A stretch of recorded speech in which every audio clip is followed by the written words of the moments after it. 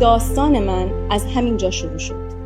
راستشو بخواید هیچ وقت فکرشو نمی کردم یه روزی انتخاب‌های تحصیلی بخواد منو به کربلا برسونه. قبل از اومدن سوالها و استرس و نگرانی‌های زیادی داشتم. واقعا نمیدونستم تجربه زندگی دانشجویی در سرزمینی غیر از وطنم چجوری خواهد بود. بله درسته. نمیدونستم چجوری باید با آدم‌های تازه روبرو بشم. آدمایی که زبانشون و کلامشون زبان مادری من نبود.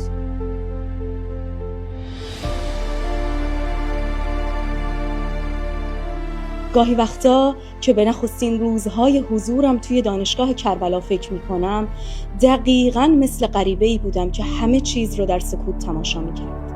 چهره‌ها، آدم‌ها، زبان و حتی ریتم زندگی.